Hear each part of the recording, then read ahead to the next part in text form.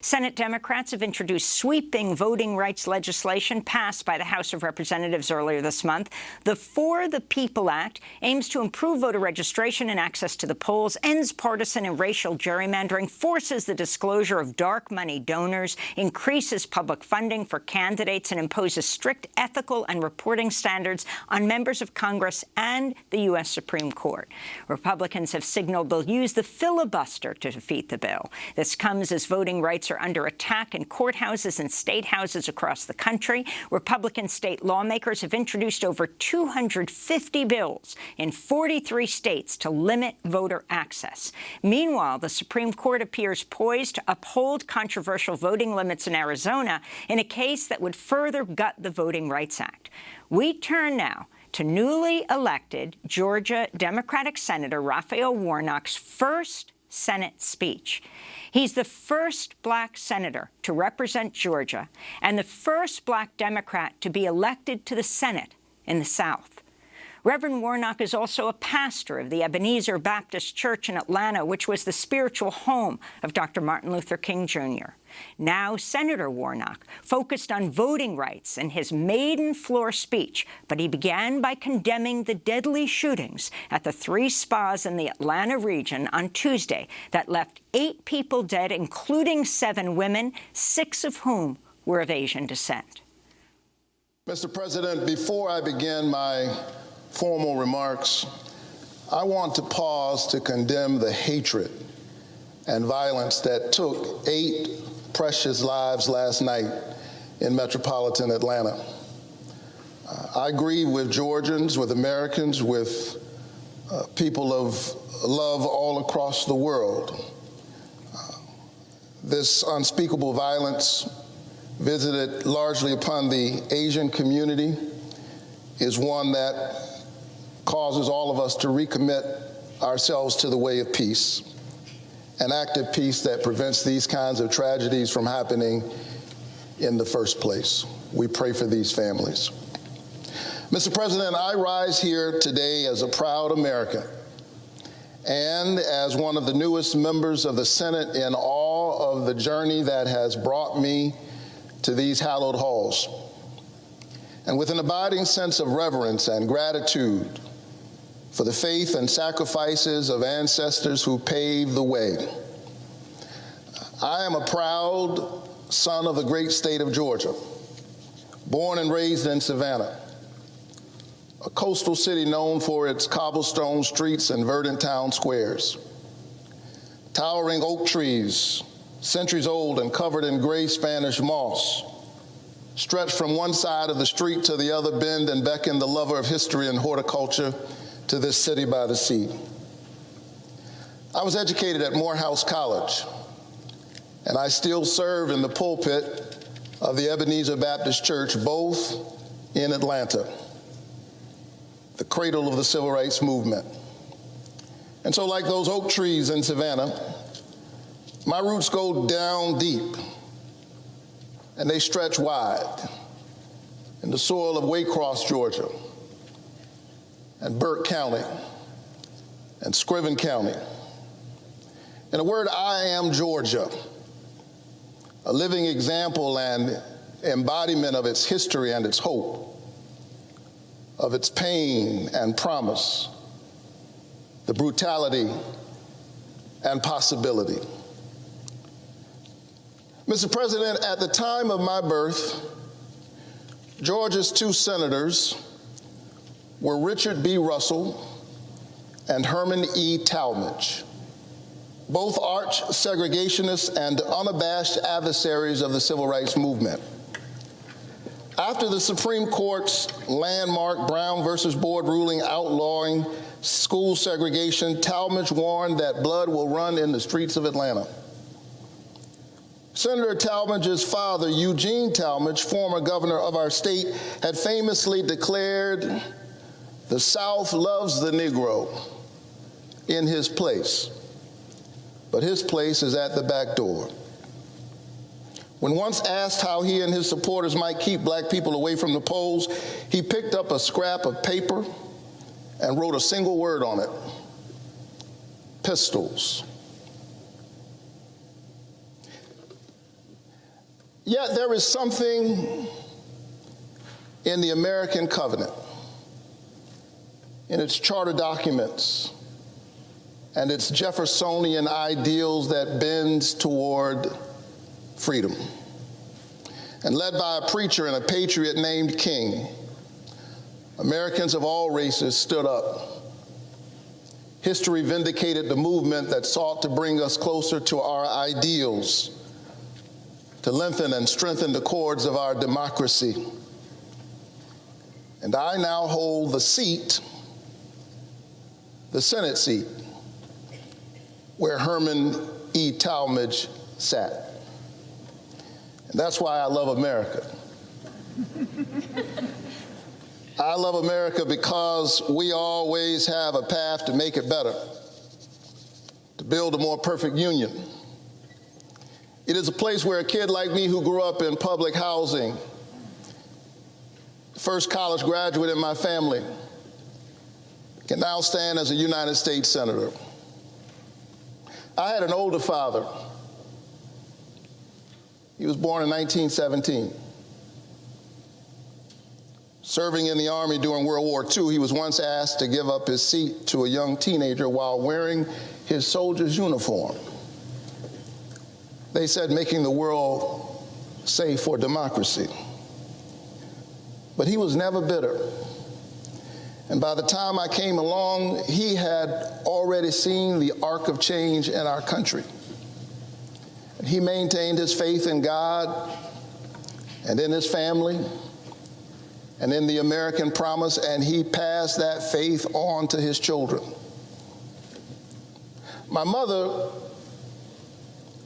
grew up in Waycross, Georgia. You know where that is? It's way across Georgia. And like a lot of black teenagers in the 1950s, she spent her summers picking somebody else's tobacco and somebody else's cotton. But because this is America, the 82-year-old hands that used to pick somebody else's cotton went to the polls in January and picked her youngest son to be a United States Senator. Ours is a land where possibility is born of democracy, a vote, a voice, a chance to help determine the direction of the country and one's own destiny within it. Possibility born of democracy. That's why this past November and January, my mom and other citizens of Georgia grabbed hold of that possibility and turned out in record numbers, 5 million in November, 4.4 million in January, far more than ever in our state's history. Turnout for a typical runoff doubled. And the people of Georgia sent their first African-American senator and first Jewish senator, my brother John Ossoff, to these hallowed halls. But then what happened? Some politicians did not approve of the choice made by the majority of voters in a hard-fought election in which each side got the chance to make its case to the voters. And rather than adjusting their agenda, rather than changing their message, they are busy trying to change the rules. We are witnessing right now a massive and unabashed assault on voting rights unlike anything we've ever seen since the Jim Crow era.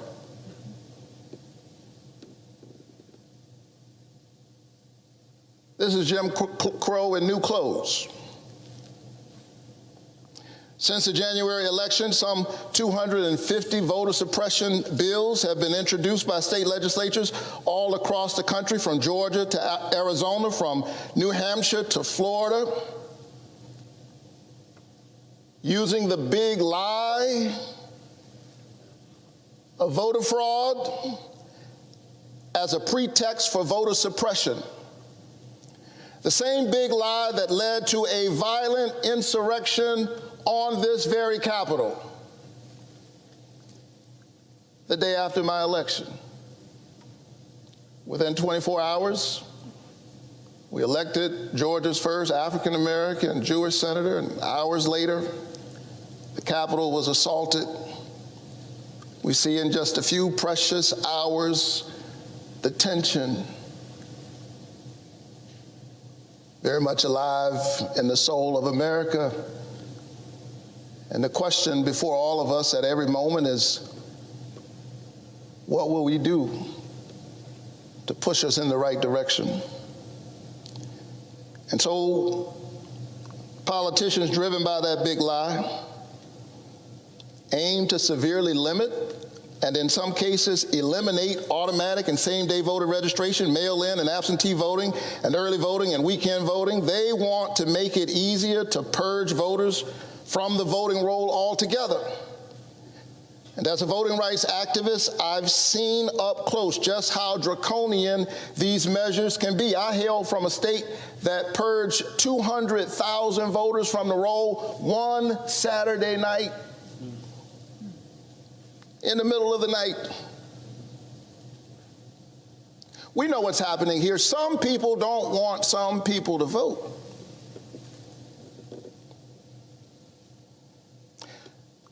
I was honored on a few occasions to stand with our hero and my parishioner, John Lewis. I was his pastor, but I'm clear he was my mentor. On more than one occasion, we boarded buses together after Sunday church services as part of our Souls to the Polls program, encouraging the Ebenezer Church family and communities of faith to participate in the democratic process. Now, just a few months after Congressman Lewis's death, there are those in the Georgia legislature, some who even dared to praise his name,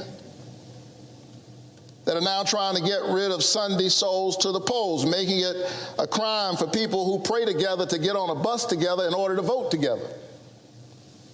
I think that's wrong. Matter of fact, I think that a vote is a kind of prayer for the kind of world we desire for ourselves and for our children. And our prayers are stronger when we pray together. To be sure, we have seen these kinds of voter suppression tactics before. They are a part of a long and shameful history in Georgia and throughout our nation. But refusing to be denied, Georgia citizens and citizens across our country brave the heat and the cold and the rain, some standing in line for 5 hours, 6 hours, 10 hours, just to exercise their constitutional right to vote. Young people, old people, sick people, working people, already underpaid, forced to lose wages, to pay a kind of poll tax while standing in line to vote. And how do some politicians respond? Well, they're trying to make it a crime to give people water and a snack as they wait in lines that are obviously being made longer by their draconian actions. Think about that. Think about that. They are the ones making the lines longer through these draconian actions.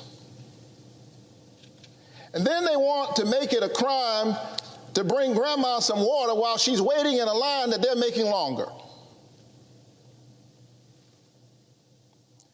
Make no mistake,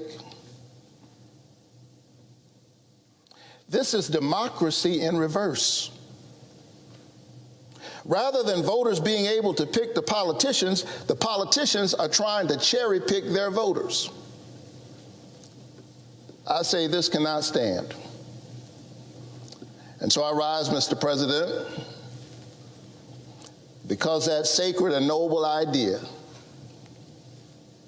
one person, one vote, is being threatened right now.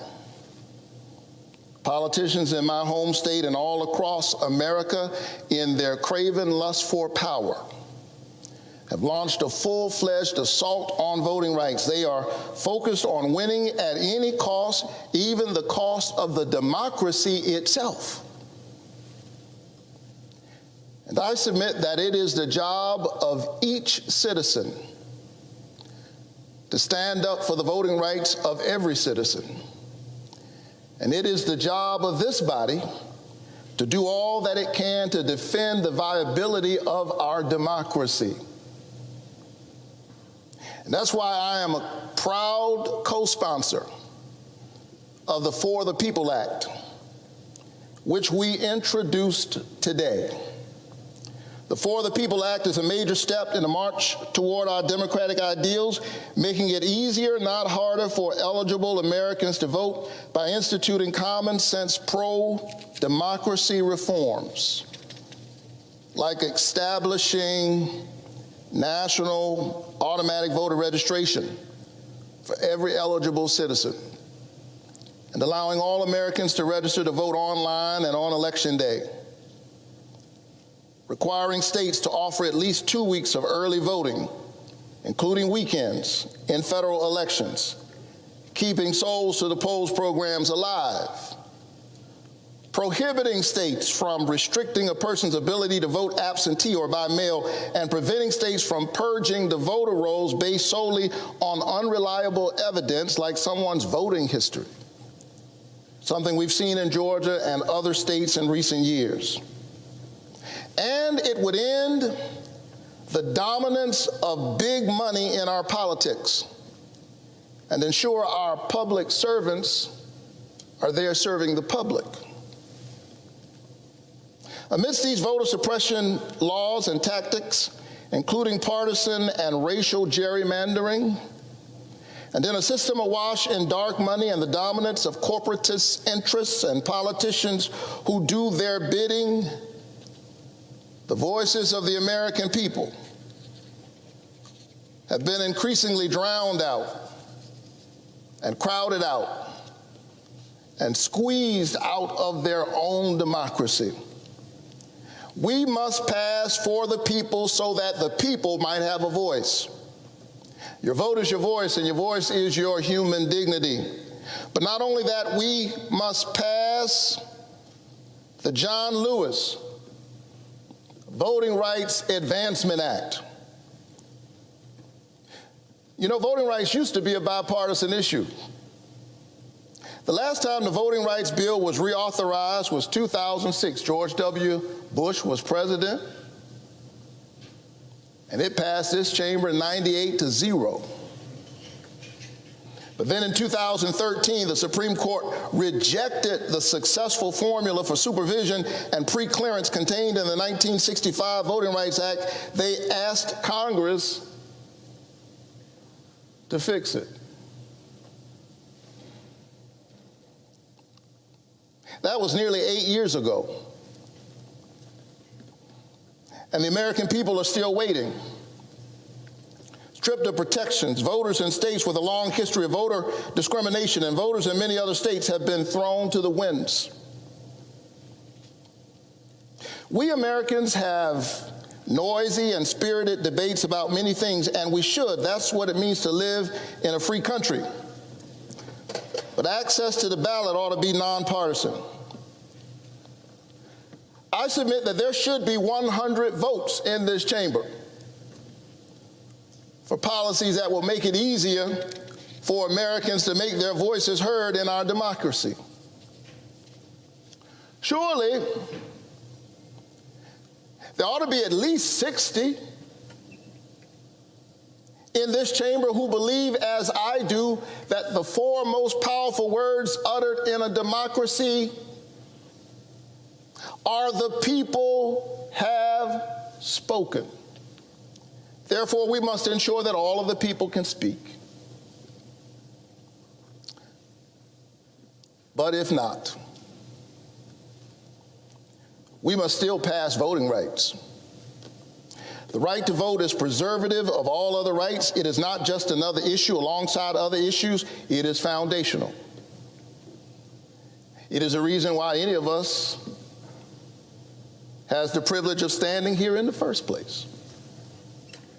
It is about the covenant we have with one another as an American people, e pluribus unum, out of many one. It, above all else, must be protected. And so let's be clear. I'm not here today to spiral into the procedural argument regarding whether the filibuster in general has merits or has outlived its usefulness. I'm here to say that this issue is bigger than the filibuster. I stand before you saying that this issue, access to voting and preempting politicians' efforts to restrict voting, is so fundamental to our democracy that it is too important to be held hostage by a Senate rule, especially one historically used to restrict expansion of voting rights.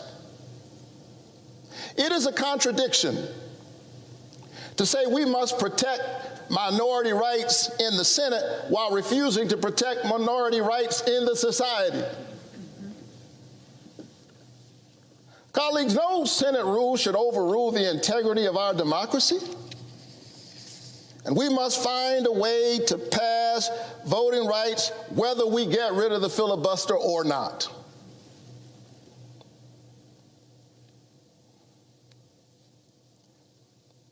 And so as I close, and nobody believes a preacher when he says, as I close. Let me say that I, as a man of faith, I believe that democracy is the political enactment of a spiritual idea. The sacred worth of all human beings.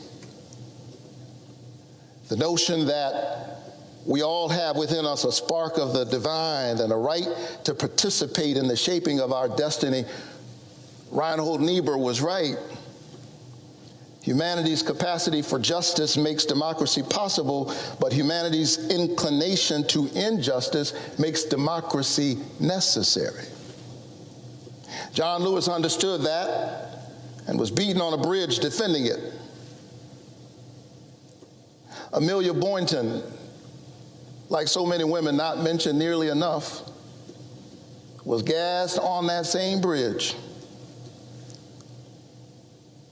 A white woman named Viola Luiso was killed.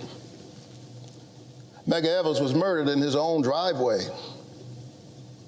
Schwerner, Cheney, and Goodman, two Jews and an African American standing up for that sacred idea of democracy, also paid the ultimate price. And we in this body would be stopped and stymied by partisan politics, short-term political gain, Senate procedure. I say let's get this done no matter what. I urge my colleagues to pass these two bills, strengthen and lengthen the cords of our democracy, secure our credibility as the premier voice for freedom-loving people and democratic movements all over the world, and win the future for all of our children. Mr. President, I yield the floor. That's Georgia's new Democratic senator, the Reverend Raphael Warnock, giving his first speech from the Senate floor. In a rare display in the Senate, the people in the room gave him a standing ovation.